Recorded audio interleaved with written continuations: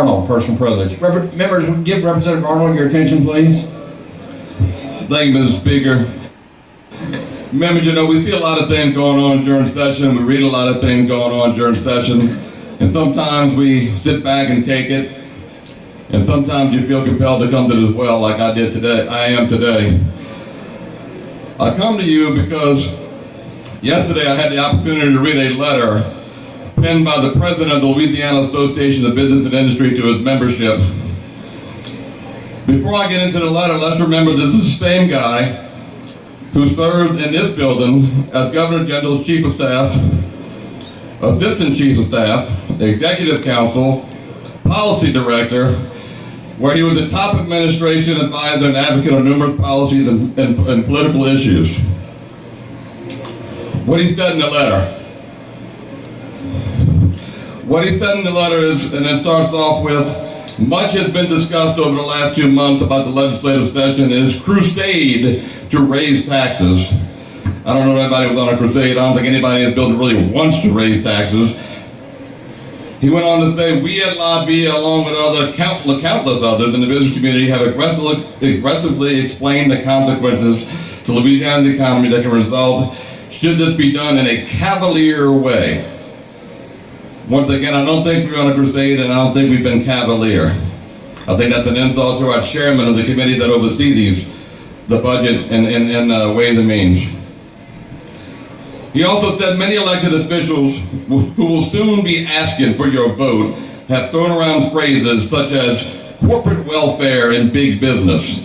Many of these legislators are the same folks who have gone to exhaustive efforts over the years to take credit for cutting ribbons and creating jobs in your district.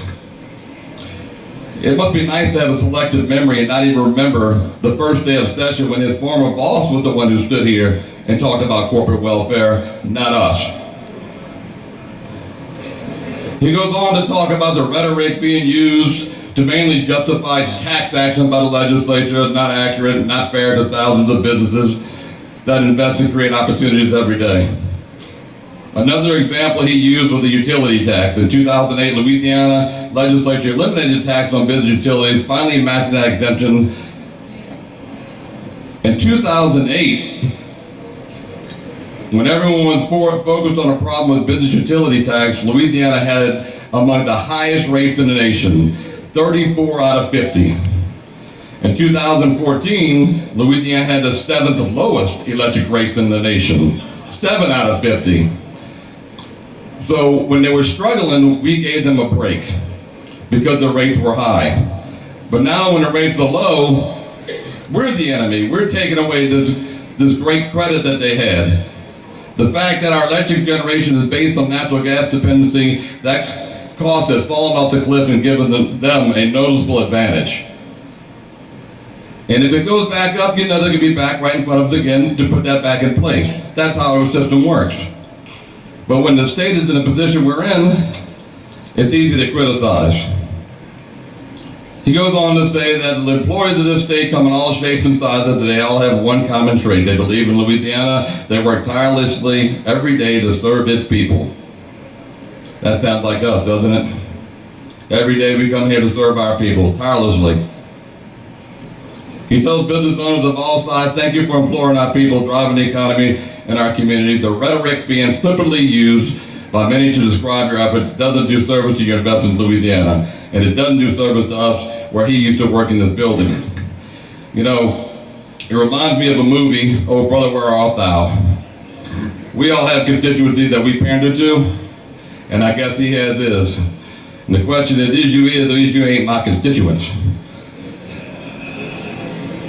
I know he's a proud graduate of LSU and he's watching our Tigers go on to the World Series.